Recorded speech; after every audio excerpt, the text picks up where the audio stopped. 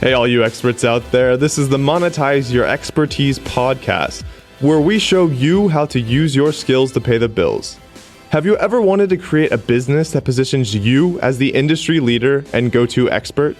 Join me every week to hear from amazing leaders and entrepreneurs who have successfully refined their skills in order to become experts and create extremely profitable knowledge businesses. To find all of the links and tools mentioned in this episode, just go to myepodcast.com. I'm your host, Grant Weherley, the online course guy, helping you every week to monetize your expertise. Hey everybody, and welcome back to the Monetize Your Expertise podcast. Today I'm talking about the mechanics of mastery and also why we give up. It got me thinking about this when I was at the DCBKK conference last week, and there was a good presentation by Jesse Lawler of Smart Drug Smarts, and he had a lot of topics that he talked about, but one of the things he talked about was the 4 stages of competency. But unfortunately, it doesn't have alliteration, so I went with the mechanics of mastery for the title. Kind of sounds like a Tony Robbins seminar, but I think it's a little bit more catchy. But the 4 stages of competency is actually really important to our own understanding of how we operate, how we acquire skills, and also why we get deterred from learning new things in some cases. So I want to dive into that with you today.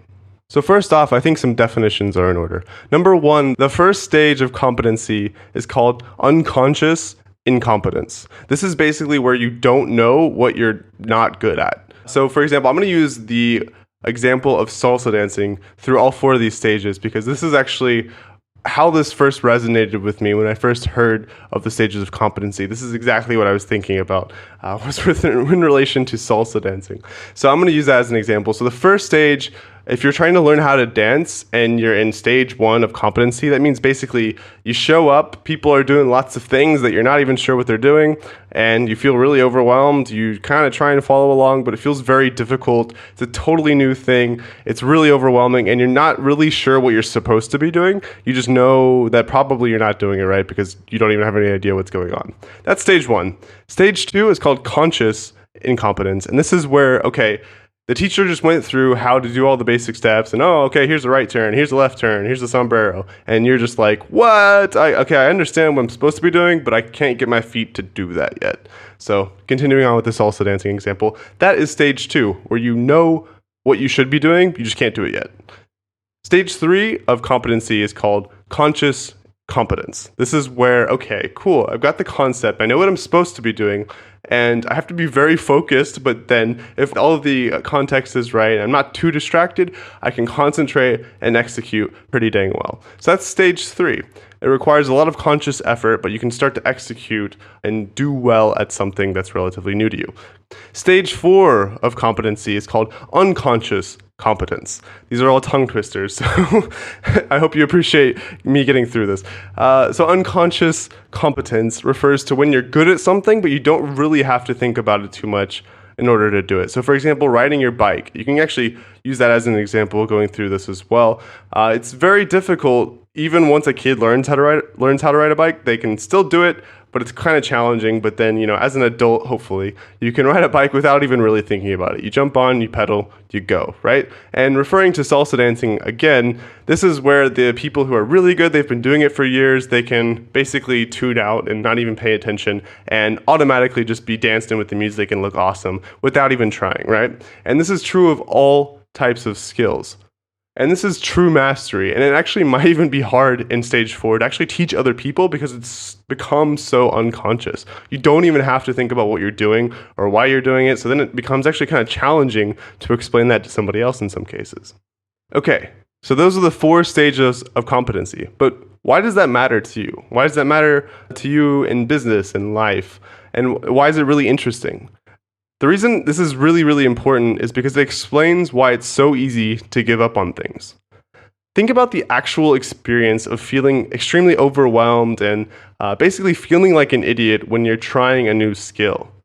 Now, just to give you a more visual example, and going back to the salsa dancing example, it's actually quite entertaining once you learn something and you watch new people try and do something. So for example, if you try and watch people learn to dance, I always kind of had the mental image. It's very similar to like a newborn calf that has trouble walking. It's just extremely awkward looking.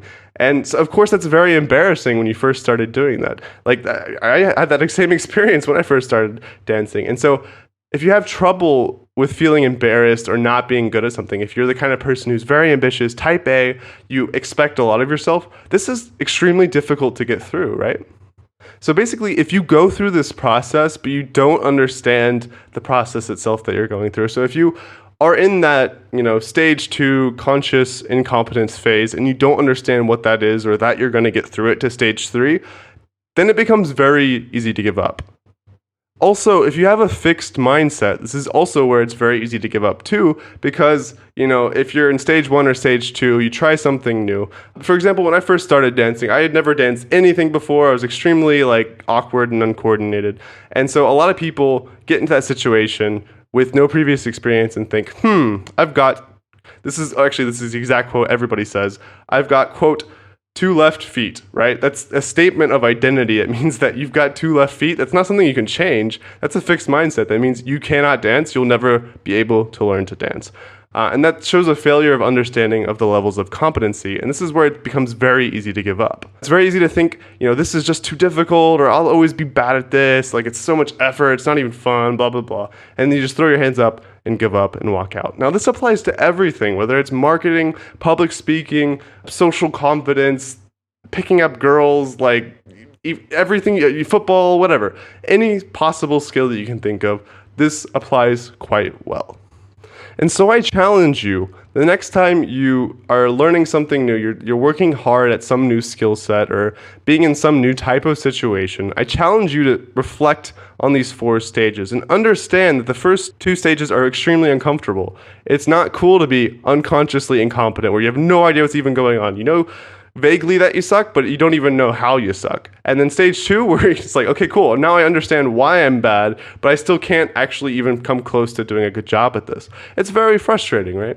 So understanding this and understanding that you do progress through these things over time, basically every single possible skill works this way. So you're never in that situation of that fixed mindset where you are just naturally bad at X. Maybe you are, but that doesn't mean you can't quickly become much better, right? So going back to one of the examples I just listed off of public speaking, I feel like I do a pretty good job nowadays of public speaking. Although I used to be very, very bad at that. Just being generally socially confident was a struggle for me. So I very much advocate the ability that everybody can get significantly better at any skill. Even if you start out kind of worse than your peers, well, most people don't practice things. So even if you start out worse at just about any skill and you practice it, you'll quickly become much better than most people that might have been better at it before you. So another reason why it's important to understand this process is also because of the concept of deliberate practice. This is kind of a buzzword that, I could go into for a long tangent. I'll give you guys some reading resources to talk about each of these concepts towards the end here in just a second. But if you understand the concept of deliberate practice, this is what allows you to progress through these different stages, because it actually is possible to get stuck in a particular phase. You could get stuck at phase 2, where you are like, I'm consciously incompetent. I suck and I know how I suck, but I cannot get better. And the reason for that is not because you have flawed genetics or you have 2 left feet. The problem with that is actually because you're probably not deliberately practicing.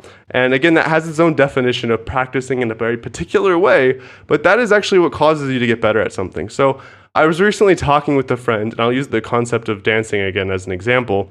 I was really recently talking with a friend. He's asking me about getting into it.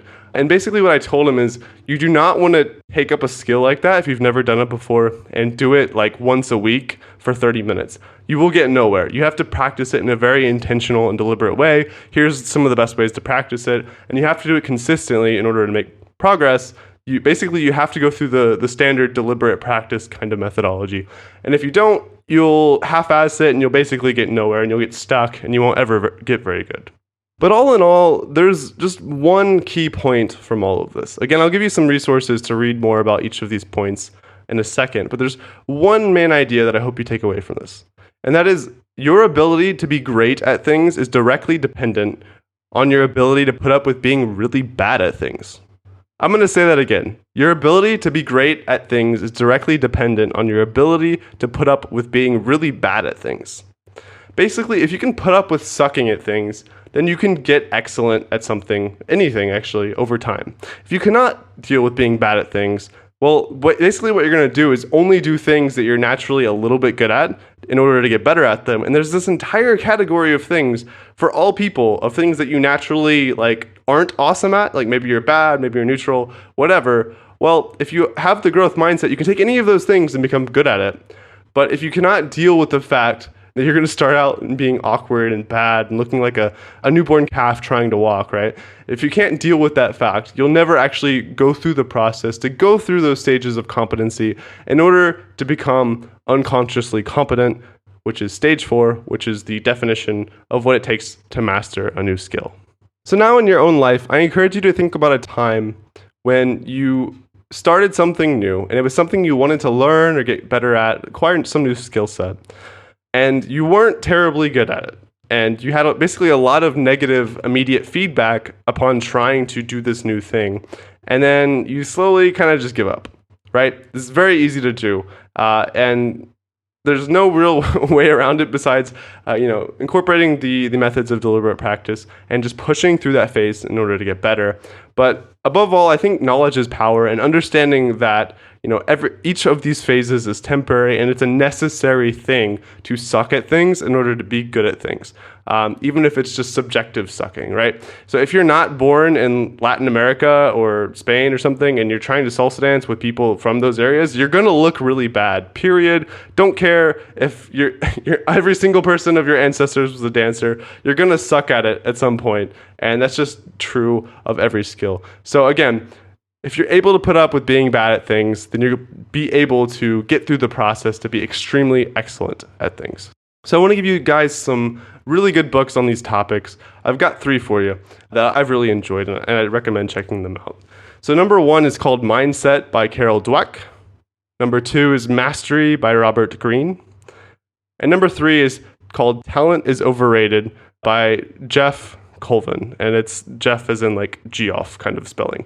But actually, I've got the links for you guys at myepodcast.com in the show notes. Go there, check it out, and you'll see the links to those books. I really enjoyed it. It's kind of what helped me really frame this concept overall. And I found it very empowering because anytime I'm really bad at something, I'm like, oh, cool, this is a good opportunity to go through that process to, upgrade and level up to the next stage of competency. So as always, thanks for listening. Talk to you again soon. Hey entrepreneurs and experts, I just wanted to thank you for listening to this episode, and I hope you learned at least one new big idea that helps you evolve your skills and gets you closer to monetizing your expertise and creating that successful knowledge business. Make sure to hit that subscribe button on iTunes and Stitcher, and check out myepodcast.com for all episodes as well as the tips and tricks mentioned in this episode. Thanks again, and I'll see you next week.